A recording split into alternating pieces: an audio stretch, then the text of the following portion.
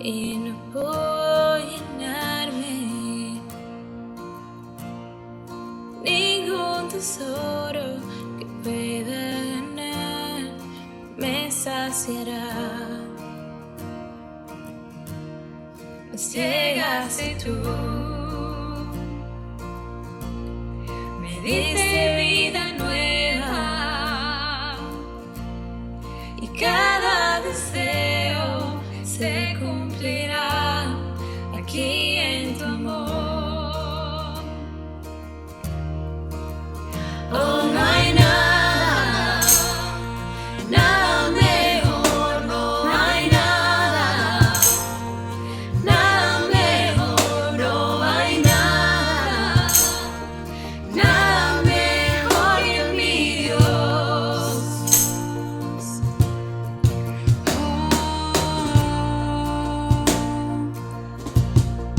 Vengo a ti, sin miedo y sin reserva. Cada fracaso has visto, Señor, y aún tu amigo soy. Porque el Dios de los montes es el Dios de los valles. No hay lugar que me pueda alejar de tu gracia y amor.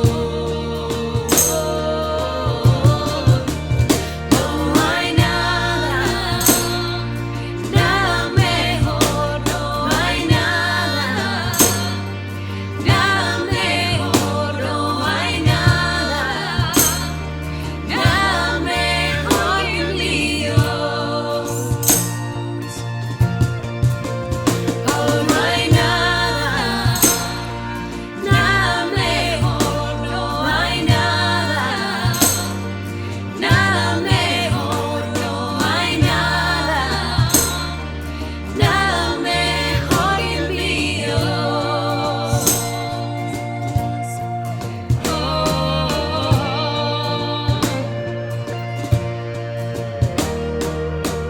Cambias lamento en danza, de cenizas traes vida, cambias culpa por gloria, sé que solo tú lo harás. De las ruinas y tumbas nacen nuevos jardines, resucitas los huesos, sé que solo tú lo harás, sé que solo tú lo harás. Oh, no hay nada, nada mejor, no hay nada, nada mejor, no hay nada, nada mejor que mi Dios.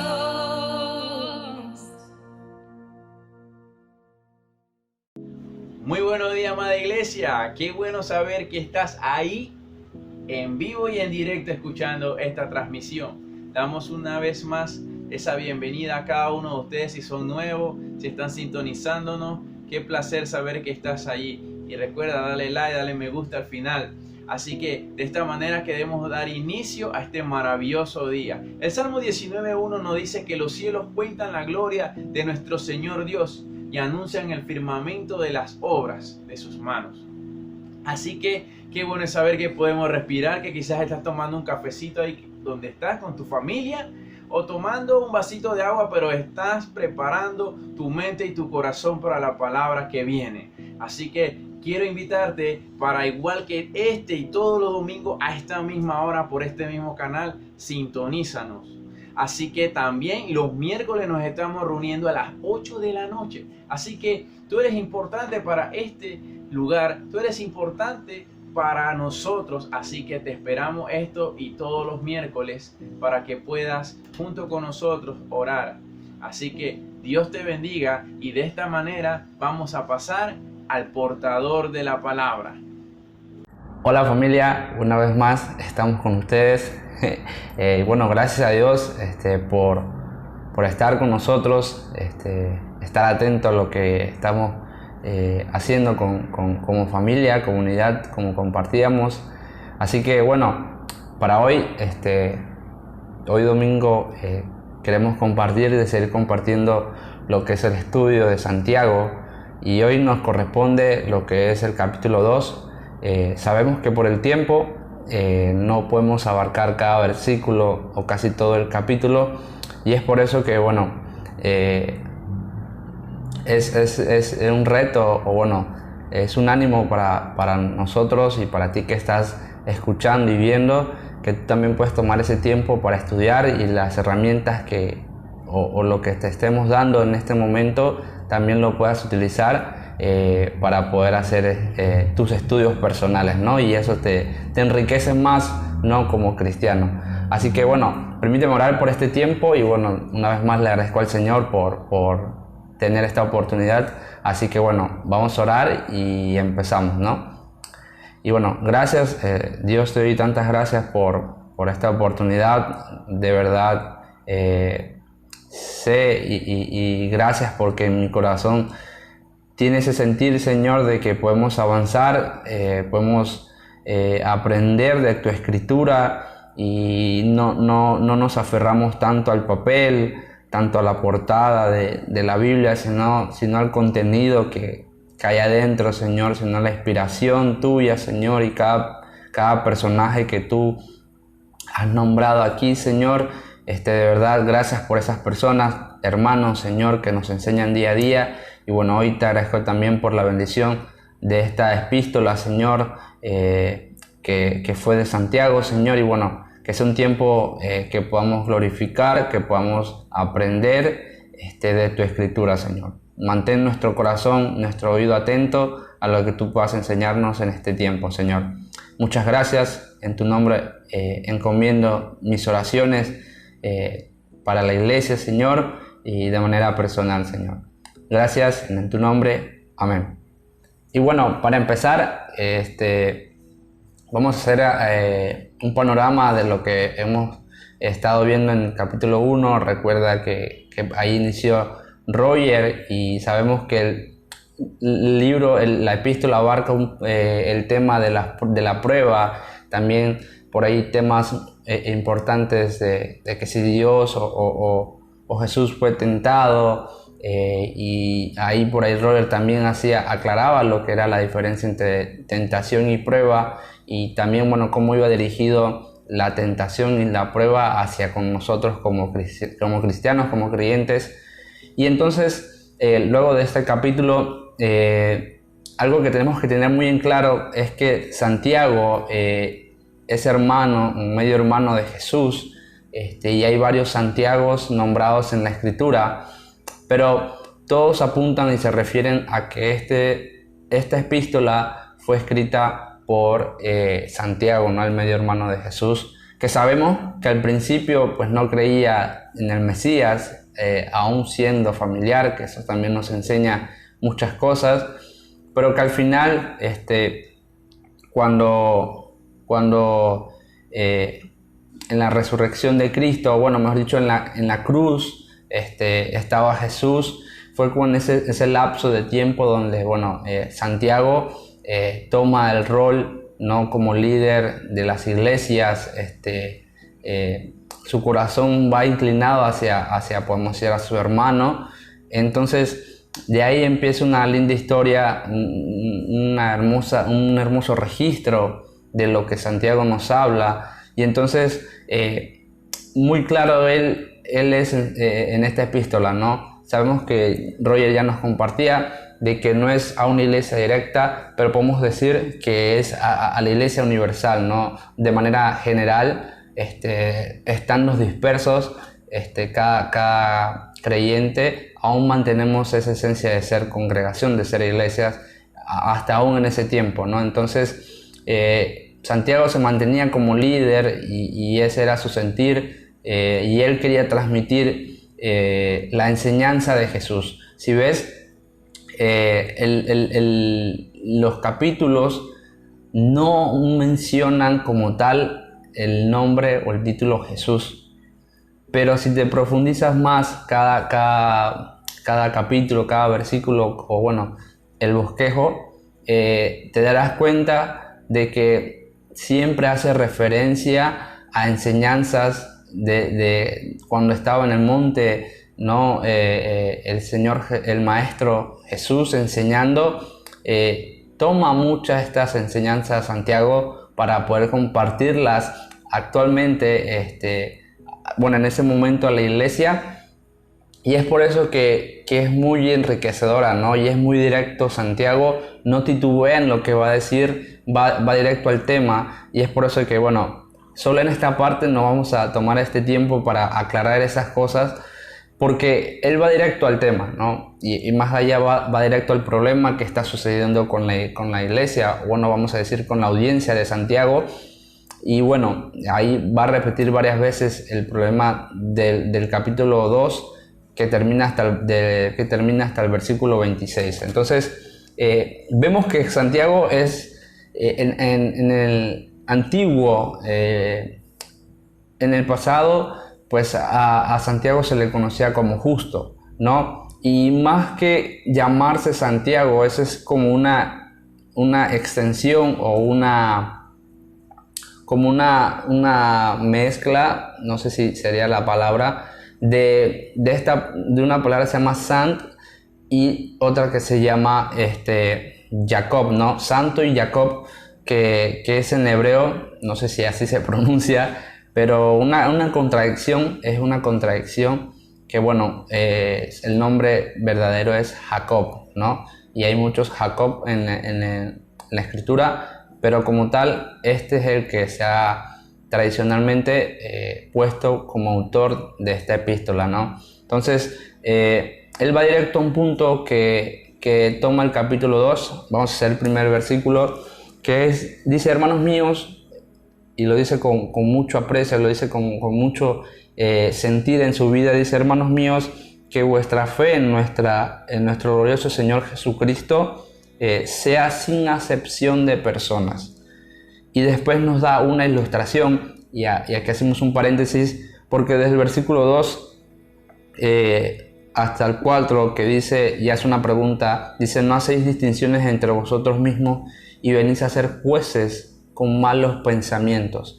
Entonces, el primer punto es, lo que vemos es una acepción de personas, y Santiago pone un ejemplo, y no es que tal cual esté pasando la ilustración que él pone, que dice, y es que pone, si entra, ¿no? En tu aposento o entra en tu hogar una persona rica y lo ves con anillos de oro y todo, estoy parafraseando un poco, tú le das el privilegio de estar en los primeros puestos, ¿no? Y ahí tienes esa persona, y luego ves a un pobre y le dices, bueno, como decimos a nivel así, no sé, como decimos, expresamos normalmente, siéntate donde quieras, ¿no? O por ahí te puedes sentar, ahí tienes un espacio, ¿no? Pero es ese sentir que ilustra Santiago, y entonces el primer punto que va directo es la acepción de personas, la distinción, y el título que lleva tu capítulo, tu Biblia, que si es Reina Valera, dice amonestación contra la parcialidad, ¿no? Entonces, el primer punto que vamos a notar es que la iglesia estaba bajo presión, ¿sí? Y a manera de introducir el propósito para ti y para mí es cómo reaccionamos ante la opresión, cómo reaccionamos ante tal presión, ¿no? Hoy, analizando lo que estudiaba de Santiago, era cómo yo he respondido ante un problema, ante una situación que sienta que me estoy ahogando, que tenga esa presión encima, y a veces como que bajo la mirada y siento que no he reaccionado, no he respondido en cuanto a los principios que Dios quiere que yo tenga en mi vida, que Él me haya enseñado en su escritura, ¿no? Entonces, imagínate, no hay gran diferencia de la situación que pasaban esta audiencia de Santiago con la que tenemos nosotros, ¿no? Ya sé que siempre repetimos nuestra situación del año pasado y aún mantenemos esa situación difícil de la pandemia, pero es lo que Santiago ve, ¿no? Si te pones a ver, tal cual no hay una persecución para la muerte de esta audiencia, sino que se ve los cristianos de ese tiempo estaban sufriendo persecución, pero están sufriendo también, sí están pasando persecución económica y opresión. Entonces, bajo esta opresión, la iglesia se estaba destruyendo. Entonces, hay dos formas en las cuales los miembros de esta iglesia, hablando de manera general, porque sabemos que no está hablando a alguien directo, sino a las personas dispersas, como decía los primeros versículos del capítulo 1, hay dos formas en las cuales la audiencia, la iglesia, va a reaccionar ante una opresión. Y bueno, ese es mi desafío, ese es que tú puedas pensar ahorita para iniciar, es cómo reaccionas ante la opresión, ¿no? ¿Cómo reaccionas ante tanta presión hoy en día? Y me surgió una pregunta, ¿no? Si reaccionamos de una mala manera, tal vez le estamos dando la puerta al mundo para entrar a nuestra vida, ¿no? No sé si me entiendas esa frase. Estamos cediendo, estamos dando un pie, estamos dando la mitad de nuestra vida al mundo y la otra la estamos dando a la vida de Cristo, ¿no? La estamos entregando a Cristo, ¿no? Entonces, nuestra vida se parte en dos y vivimos para el mundo y después luego estamos en la iglesia. Y entonces, más o menos es así como plasma el panorama Santiago, porque bueno, es ahí donde le entra el tema de la parcialidad, ¿no? Entonces, ¿qué nos anima a hacer Santiago? Es poder tirar juntos como iglesia, es poder tirar de un mismo lado como familia, para responder a tal opresión, para responder a tal presión, ¿no? Pero si no es el caso, puede que entremos en un compromiso con el mundo y surja una división en la iglesia, una disputa ociosa de muchas cosas. La maldad siempre toma temas pequeños y los hace grandes en nuestro pensar. Entonces, tal vez tú estés pasando, ¿no?, por un compromiso con el mundo, porque has reaccionado a esta situación, no sé qué hayas pasado, pero tal vez estés pasando por una opresión, por una presión y hayas cedido al compromiso con el mundo, ¿no? Y no hayas tomado en cuenta lo que es tener un principio un principio moral, ¿no?, según la fuente de Dios, ¿no? Entonces, el primer punto que vamos a ver es la parcialidad y el amor, ¿no? Ya sé que lo he repetido. Entonces dice, como ya habíamos leído el versículo 1, pero el versículo 5 nos habla la respuesta que da Santiago ante esto, ¿no? Dice el versículo 2, para poder tener una idea, dice: porque si vuestra congregación entra en un hombre con anillo de oro y con ropa espléndida, y también entra un pobre con vestido andrajoso, y miráis con agrado al que trae la ropa espléndida y le decís: siéntate tú aquí en buen lugar, y decís al pobre: está tú allí en pie y siéntate aquí abajo en mis estrados, ¿no? Y la pregunta le hace es: ¿no hacéis distinciones entre vosotros mismos y venís a ser jueces con malos pensamientos? Si te percatas, es muy curioso que la escritura siempre utilice nuestros sentidos, ¿no? O relate con nuestros sentidos, ¿no? La boca, nuestro pensar, nuestro oído,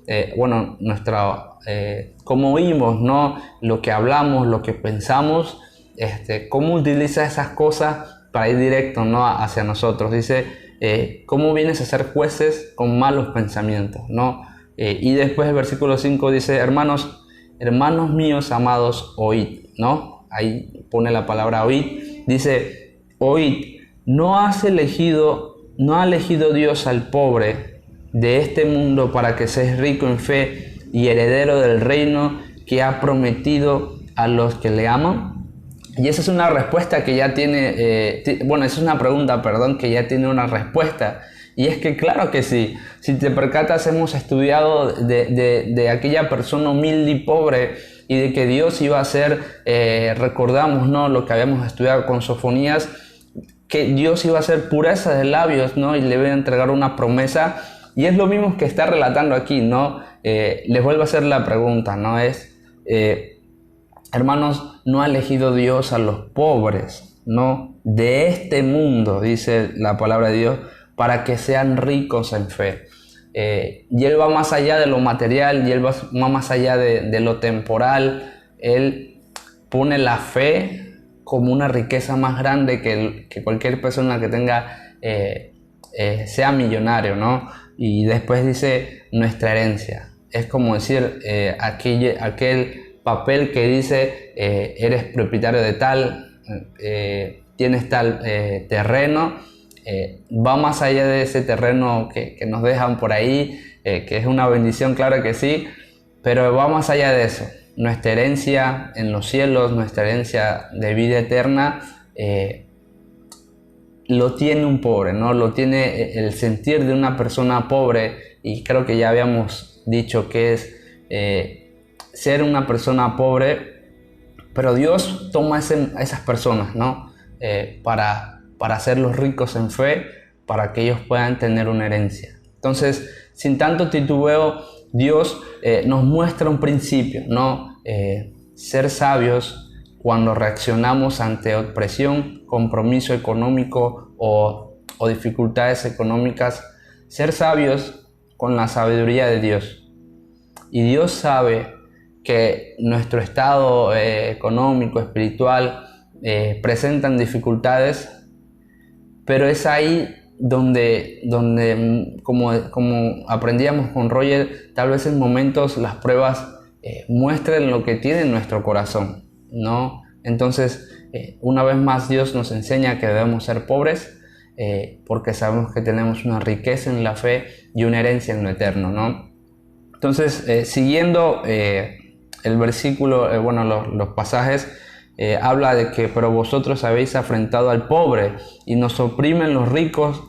Ahora la pregunta es, ¿no os oprimen los ricos y no son ellos los mismos que os arrastran a los tribunales? ¿No blasfeman ellos el buen nombre que fue invocado sobre vosotros? Si en verdad cumpliste la ley real conforme a la escritura, que es amarás a tu prójimo como a ti mismo, dice, bien hacéis. Pero dice, pero si hacéis acepción de personas, cometéis pecado y quedáis convictos por la ley como transgresores. Versículo 12 dice, así hablad, así haced, como los que habéis de ser juzgados por la ley de la libertad. Porque el juicio sin misericordia será con aquel que no hiciere misericordia, y la misericordia triunfa sobre el juicio. Y dice que hasta los demonios creen, ¿no? Dice ahí el versículo. Y para hacer resumen de esto, espero que pueda ser claro en lo que te estoy diciendo, simplemente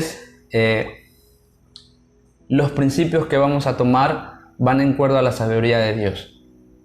Al momento que reaccionemos ante una opresión económica o espiritual, no nos inclinemos a buscar la solución en el mundo, porque eso puede ocasionar que tú como miembro de la iglesia, que eres templo del Espíritu Santo, que tu cuerpo es templo del Espíritu Santo, vaya mitigando el fruto del Espíritu, no que el pecado vaya consumiendo y tu pensamiento enfocado a Dios, tu juicio que tienes como el de Dios, vaya a caer, y como relatábamos, mantengas un juicio en base a tus malos pensamientos, ¿no? Entonces, tal vez para culminar esta parte, tal vez el tema de si el rico y el pobre no esté pasando actualmente con nosotros, no sea como una situación que esté pasando, pero hay algo que sí pasa con nosotros, ¿no? Tal vez en las iglesias, yo lo he visto, creo que lo he podido ver, que más que pobres y ricos, es cuando una persona tú lo ves, no te cae bien, o bueno, tal vez ni te habló, no te saludó, o bueno, tú viste que sentiste que hizo un círculo social ahí dentro de la iglesia, formó su equipo, formó su grupo de amigos, y se van creando esas divisiones dentro de la iglesia. Es igual, ¿no? Es igual a lo que es un rico y un pobre, porque, bueno, apartas a la persona, o tú, si eres esa persona que formas tu círculo social, tus amistades, no te das cuenta que día a día haces acepciones de personas, y las personas que van entrando a la iglesia, ya no la ves, no tienes esa costumbre de preguntarle cómo estás, cómo te llamas. Entonces, dentro de la iglesia pasa mucho que hay círculos de amistades, ¿no? El de acá siempre anda parqueando con tal fulano. Entonces, y la iglesia no debe ser así. Todos debemos estar en un mismo sentir, en una misma visión, misión, y nunca creando como esa parte, apartando a las personas, ¿no? Ya sea por estatus económico, o por que no te cayó bien, o bueno, nunca me habló, no le hablo, o yo no le quiero hablar. Entonces, esos pequeños detalles así se asimilan a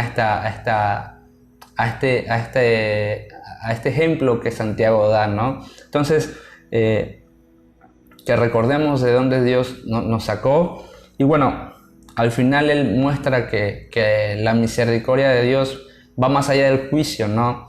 Pero bueno, que triunfa sobre el juicio, que es lo que relata el versículo 13.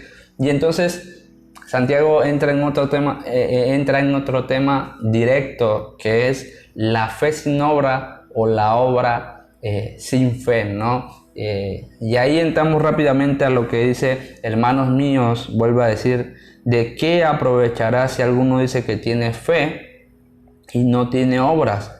¿Podrá la fe salvarle? Y si un hermano o una hermana está desnudo y tiene una necesidad de mantenimiento de cada día, y alguno de vosotros les dice: id en paz, calentados y saciados, pero no les des las cosas que son necesarias para el cuerpo, ¿de qué aprovecha, no? Versículo 19 dice: tú crees en Dios, tú crees que Dios es uno, dice la palabra de Dios, y dice: bien hacéis, también los demonios creen y tiemblan. Mas quieres saber, hombre vano. En otras versiones dice: mas quieres saber, hombre tonto, le dice la escritura. Después el versículo 23, voy pasando, dice: y se cumplió la escritura que decía que Abraham creyó en Dios, y le fue contado por justicia, y fue llamado amigo de Dios.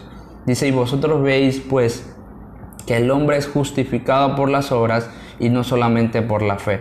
Y así también Rahab, la ramera, no fue justificado por obras cuando recibió a los mensajeros y los envió por otro camino. Entonces, porque como el cuerpo sin espíritu está muerto, así también la fe sin obra está muerta.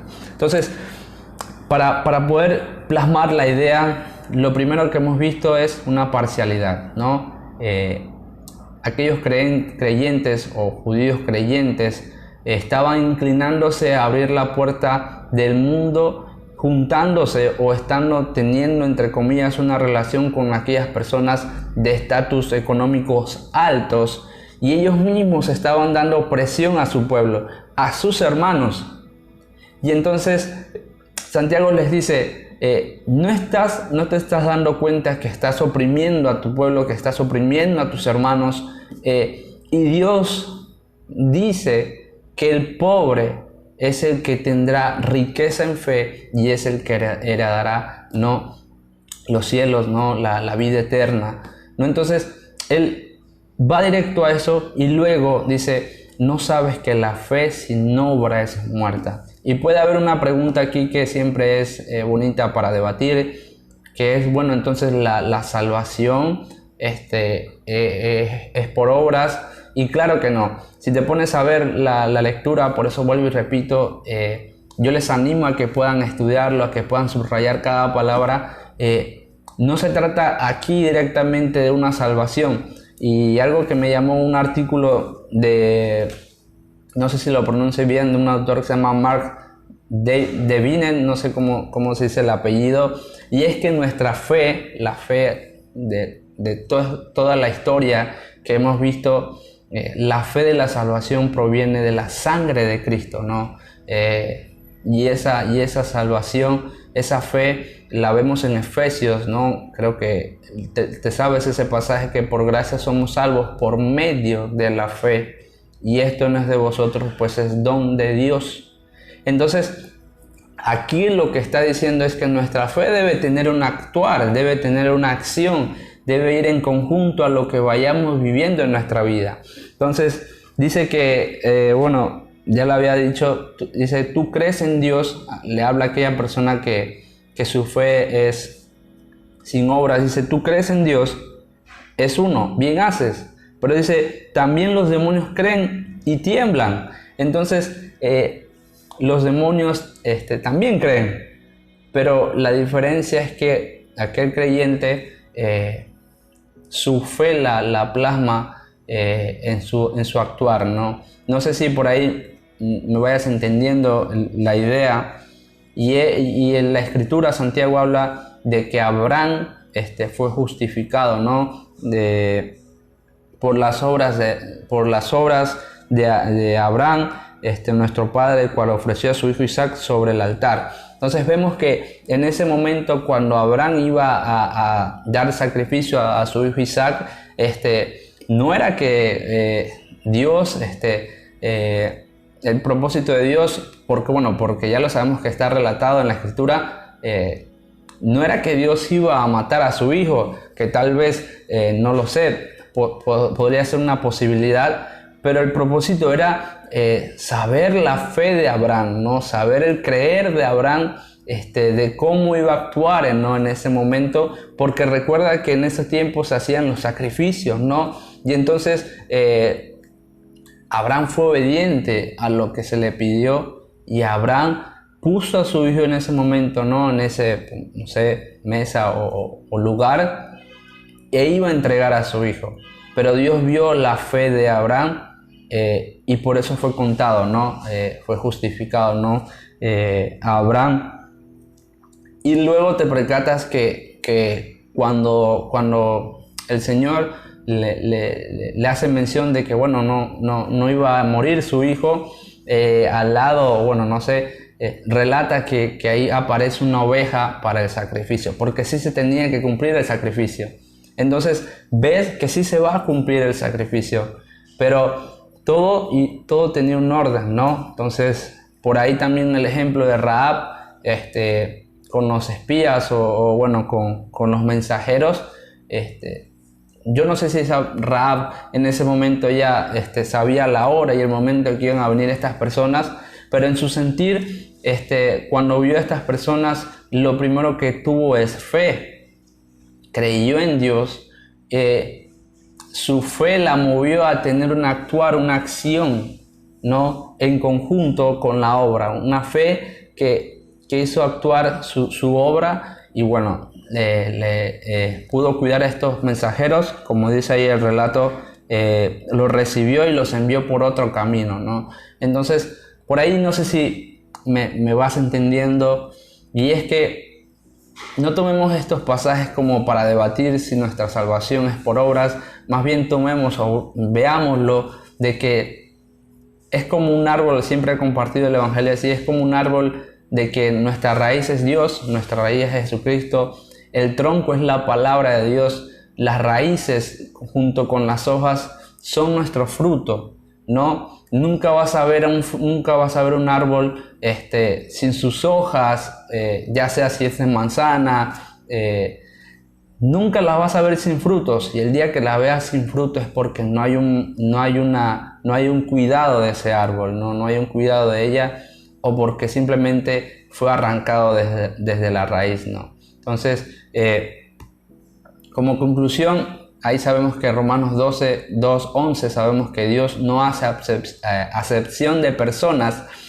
Y 2 Corintios 2:15, 17 en la Nueva Traducción Viviente nos habla de que nuestra vida son la fragancia de Cristo, que sube hasta Dios, dice, pero esta fragancia se percibe de una manera diferente para los que se salvan y los que se pierden, ¿no? Entonces, para los que se pierden somos un espantoso olor de muerte y de condenación, pero para aquellos que se salvan somos un perfume que da vida y que ni es la persona adecuada.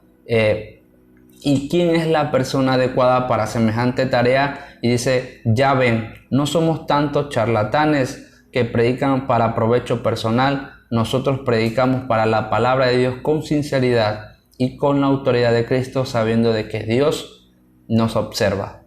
Dios nos observa y ve nuestro actuar, ve nuestro caminar y en algún momento vamos a rendir cuentas con Dios. Y no vas a poder decirle a Dios, bueno, yo tuve fe y ya, ¿no?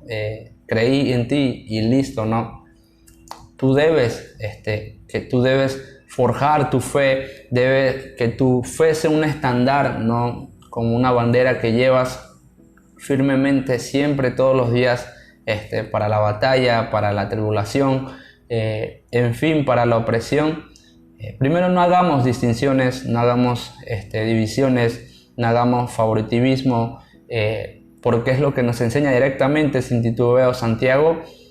Y segundo, que nuestra fe debe dar testimonio, debemos predicar el Evangelio, como decía aquí 2 Corintios, que la predicación de la palabra de Dios en nuestra vida impregne olor, ¿no? Grato, y que no impregne como aquellas personas que se pierden o como ellos los perciben, un espantoso olor a muerte, ¿no? Entonces, Dios nos observa y sabemos que podemos glorificar a Dios en estos tiempos, siempre junto a la mano de Dios, y nunca tomar este problema de acepciones de personas como para tener una bendición o un provecho o un beneficio para nosotros. Entonces, espero que haya sido claro y no sé si fue mucha información, pero sabemos que esto Dios nos enseña muy bien y claro de que somos una unidad. Siempre lo voy a repetir, somos una comunidad que vamos en una visión juntos,